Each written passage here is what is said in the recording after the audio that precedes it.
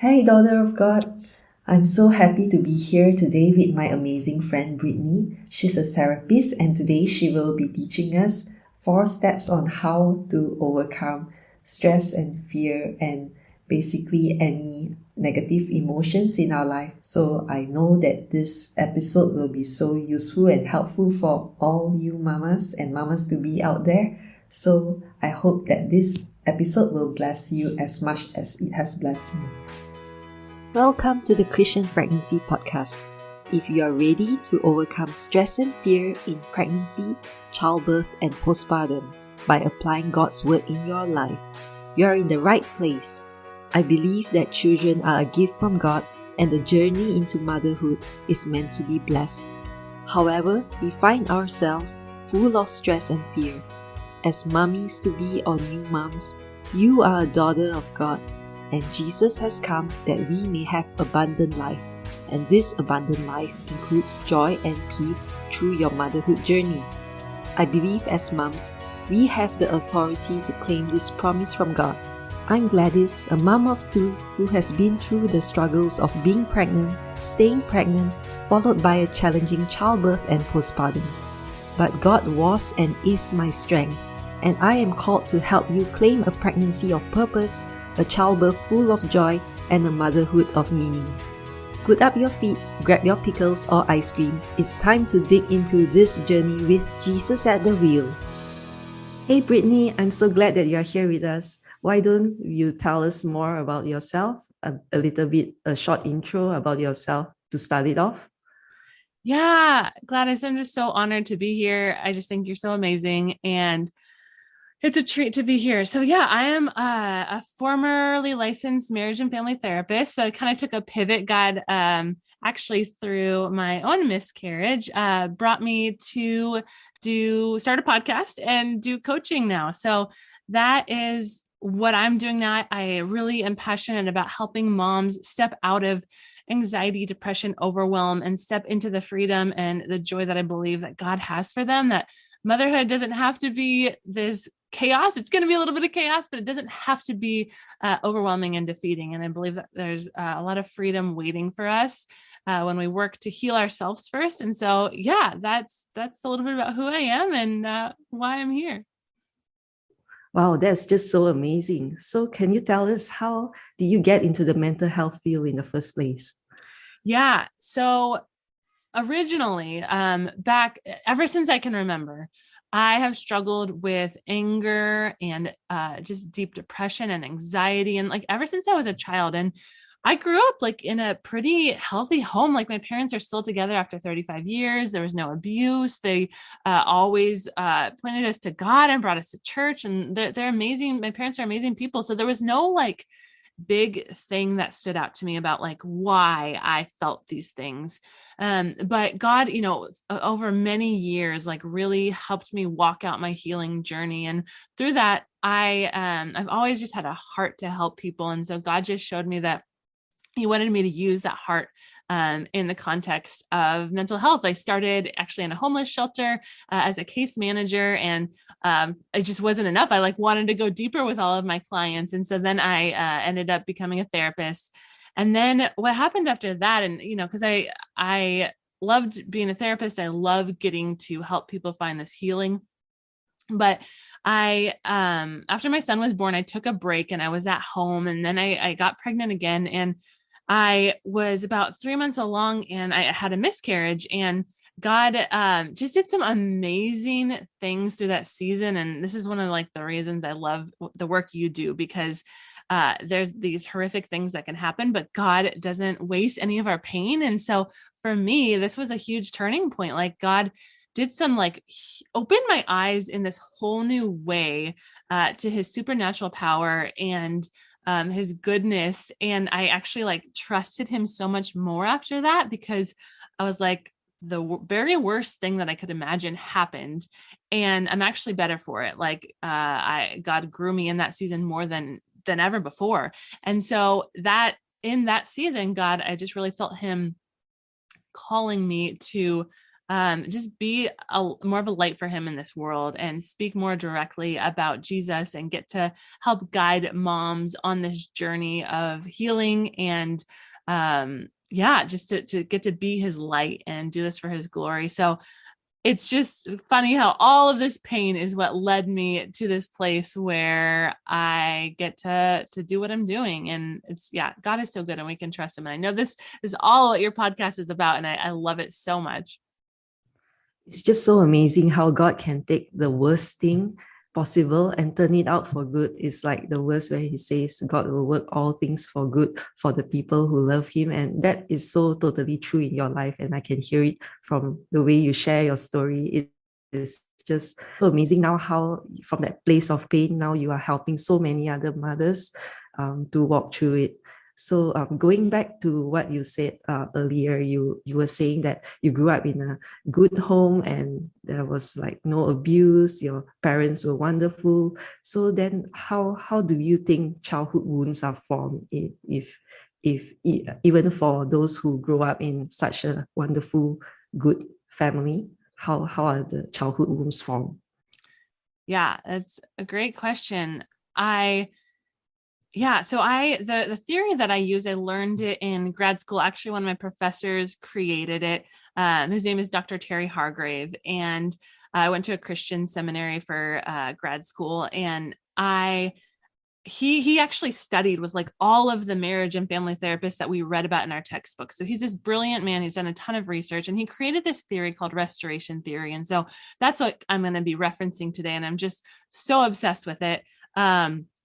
So restoration theory tells us that kids are born with like these two spindles, and one is love and one is trust. They each represent those things. And so as we're kids, our parents and our caregivers will pour in this love and trust into these spindles and fill them up. And the spindle of love answers the question, who am I?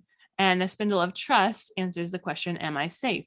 And so we're getting filled up. But the thing is, we're being raised by humans, and humans are imperfect. And so regardless of how much good our parents pour into us, how hard they try, how healthy they are, there's going to be moments where they mess up because we're all fallen humans.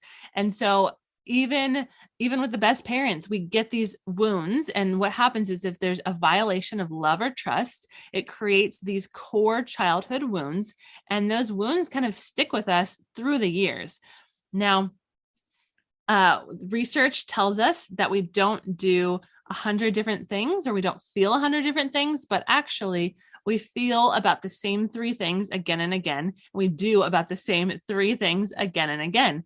So what happens is these like core childhood wounds are formed, and even if you have really great parents and somehow you come out completely unscathed from childhood, then you go to middle school, and we all know what middle school is like. And so, we're going to get wounded at some point. And so along that growing up journey, we get these wounds that are formed in us, and we're going to talk about neural pathways in a minute, but it begins this neural pathway and it stays with us through our whole lives. And so that's, for me, it's like these little moments that wounded me. And my 3 core wounds are, I feel alone, and we'll go more into this, but I feel alone, out of control, and inadequate.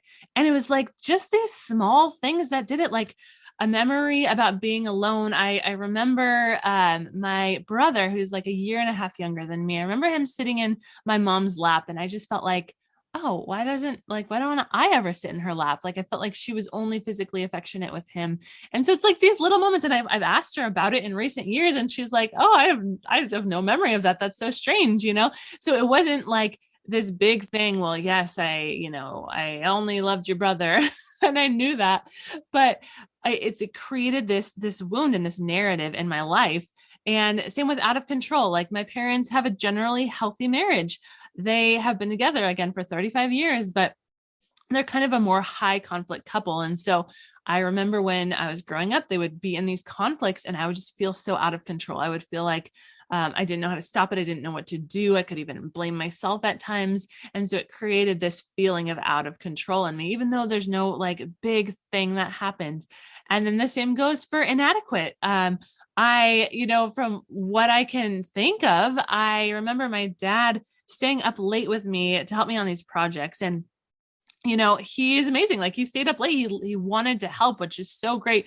But I remember at some point, like him kind of taking over and I was just kind of sitting there waiting for him to finish the project. And so I think it's part of that just formed this idea that what I had to offer just wasn't quite good enough. And we are not about blame. Like none of this is to blame my parents. They're amazing. And I'm so grateful for them, but it just helps to understand. It just creates this, it allows me to know what is going on and like how it happened and what I was feeling, what I'm feeling now. And so, it's all just about understanding, but that's how I see these childhood wounds getting formed.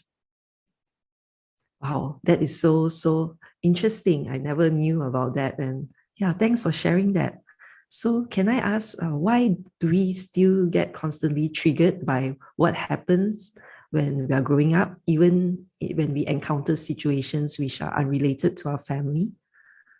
Yeah. So like I mentioned, these core childhood wounds, it's a tongue twister, get formed and they continue to last. They don't just go away. And so when we experience pain in our brains, so a violation of love or trust, which creates these childhood wounds, is like pain, a pain point. And our brains, when it senses pain or the threat of pain, it goes into fight or flight mode. Now, fight or flight mode is amazing if there is a bear in the forest. It actually helps our hearing to become more acute. Our eyesight is sharpened. Even our blood thickens to help prepare to clot in case we're injured. So it's so amazing if we are in a forest and there's a bear. But the problem is our brains have a really hard time distinguishing from emotional pain and physical pain. So even in these emotional moments where there's no threat to our bodies, our brain senses it the same. And additionally, our brains have trouble distinguishing between a small conflict and a large conflict. So what happens is these childhood wounds last with us and we carry them with us. And so even now, like these little moments can trigger it. So an example is like a kid that, is hiding in the closet because their parents are arguing and they go to that closet to try and deal with it.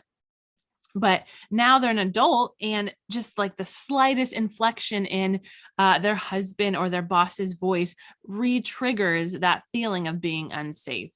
And so as we go into our coping, into our fight or flight mode, we tend to cope in one of four ways, or you can do all four. So we're either blame, which is we say you are all bad, like you are the problem.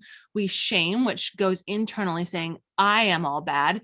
We get angry, which we all know what that looks like. And then, or we can escape, which this could mean like physically walking away from conflict, or it could mean like numbing out in addictive behavior. And so we tend to grab onto one of these or all of them. And the fight response is the anger or the blame, and the flight response is the shame or the escape. And so we, just like with our feelings, we have about 3 core ways that we tend to respond, and it creates this cycle. So we have these automatic responses that happen, and restoration theory calls this a pain cycle. So we have our trigger, our pain point. It ignites our fight or flight mode and we go into our coping. And then we have other people that respond to our coping. So for example, say, I just shared one of my main pain points is feeling alone. So maybe I had a day at home with the kids. I wasn't working and I was at home with the kids all day. So I'm really needing some a connection. Like I really want that connection. My husband comes home. He's had a really long day of work and he is exhausted. And I reach out trying to get some of that connection. Now he kind of shrugs me off, which he probably does unintentionally, but that triggers my pain cycle. And so I feel alone. And when I feel alone, I cope generally with anger. So then I get mad at him. I'm reaching out, trying to connect with him, but he is not going to respond any better to my anger. And so when my anger ignites, that triggers his pain. So now he probably feels unsafe because I'm yelling at him. And then I've grown a lot in this area, but this is an example that used to happen all of the time. And then he goes into his coping. And so then his general way of coping is to withdraw. And so when he withdraws and my pain was feeling alone, how does that make me feel, right? Like even more alone. And so it just cycles around and around and around. And it all got formed when we were kids, and we just carry it with us through all of these new relationships. And the same goes with like our kids and tantrums. You can imagine how that would be mapped out. Yeah, I totally can relate to the cycle going on and on, round and round, spinning in circles. So, what can we do to get out of this pain cycle? Yes, there is hope. Promise you there's hope. So what we do is we create a peace cycle. So a peace cycle is like the opposite of the pain cycle. So we first have to identify the truth about the situation. So these things we feel, they are not the truth. I am actually never alone. The truth is I'm never alone. God is always with me. He promises me that. And in addition to that, like my husband, even when he's not wanting to connect, he wants to be with me. He's in it with me. And I have other people that are supporting me and around me. And so it's not true that I'm alone. So first we have to identify that truth. And then even out of control, that's one of my core feelings. But it's not true that I'm out of control. There are things that are out of my control, but I always have choices. And then with inadequate, I know that I am enough because God created me. I'm created in the image of God. He planned me out. And so I know that because he made me and because he's called me, he's equipped me. And so I can know that I am enough. And so we identify these truths to combat these lies that we believe. And then the next step is to choose new actions. So instead of getting angry, I am going to, because what I'm doing in that anger, what I'm really trying to do is reach out for connection. I want that connection. And sometimes I try and get it through yelling, even though it doesn't make sense. Like it doesn't actually work.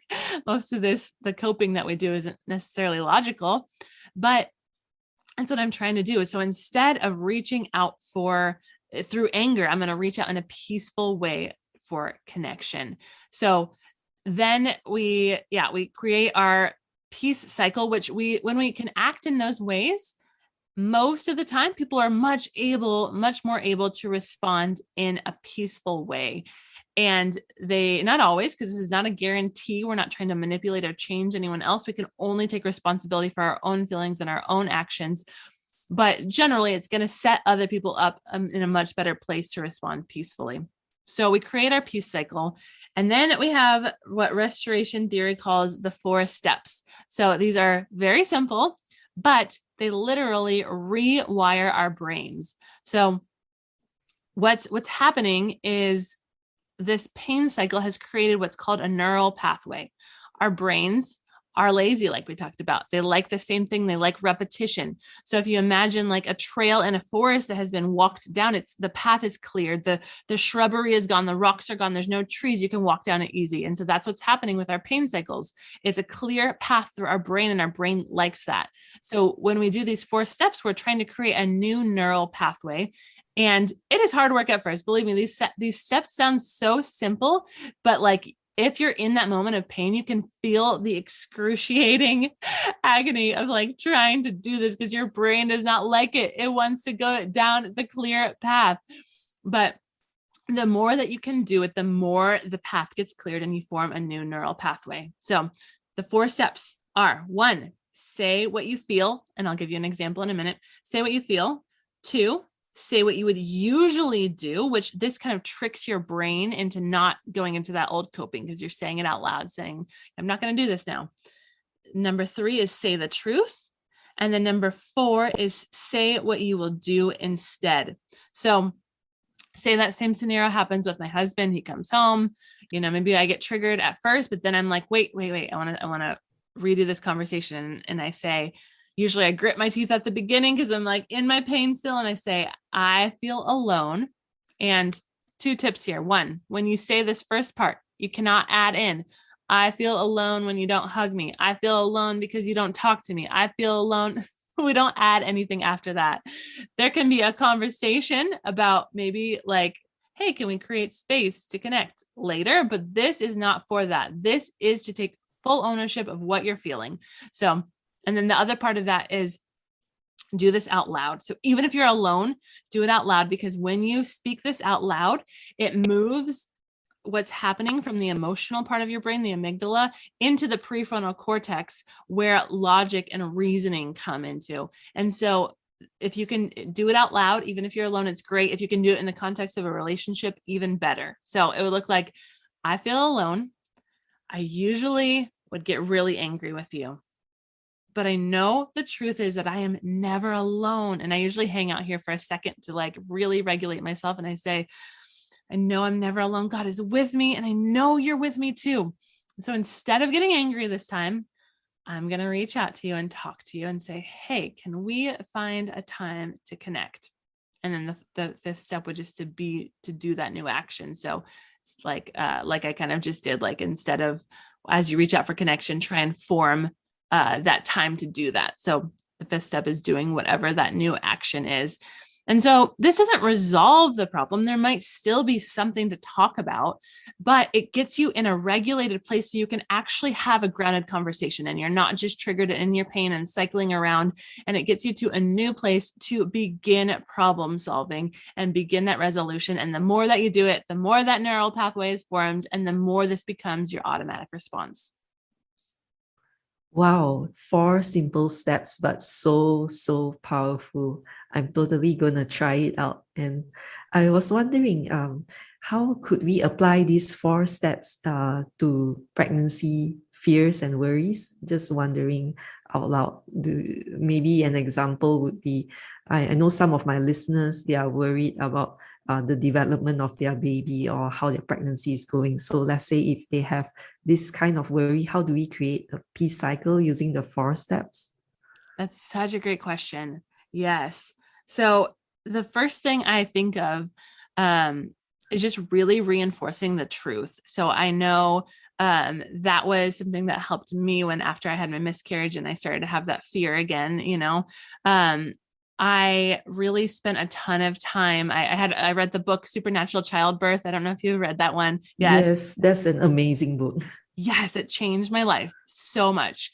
And there's so many prayers in that, and so much scripture to back up, like, hey, we don't have to fear this. This is not like what God desires for you. You have protection. And so really honing into that truth. And one part of the truth is there are 3 sources of truth. So we have the first source is ourselves, which is actually kind of the most important. We'll talk about that in a minute. And then there's others, and then there's God, or scripture. So the reason that the self is the most important is not because I believe that self is where truth comes from, but God, throughout all of scripture, again and again, tells us how great we are and how protected we are, and all of these truths. But until we're ready to like receive them and allow them to sink into us, we can just shrug them off and throw them off. Same with others. They can sit here all day and tell us how great we are and how awesome we are. But until we are ready to receive that and believe that and do the work, we're going to shrug it off. So in a way, we have to really get our minds and hearts ready to receive that truth. So that's the first thing I think of.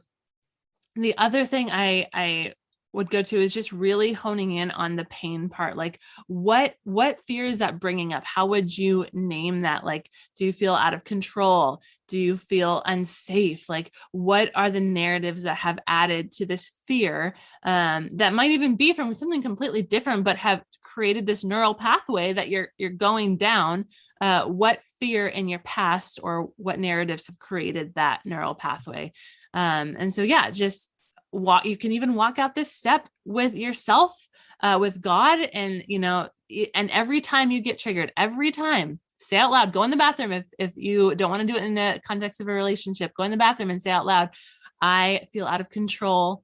I I usually get anxious, but I know that God promises me that I am protected. I know that God desires for me to have this baby, and, go stay there as long as you need to. So instead, and then you go to the step number 4, instead of getting anxious, I am going to relax and trust God. And then you do it, and you map out what that would look like to step into that trust with God more. Wow, that is so powerful and so good. And I am very sure that my listeners, the listeners of this podcast, would benefit so much. So why don't you tell them how they can find you? Where can they find you, like on your podcast? Yes. So my podcast is called Morning Mama.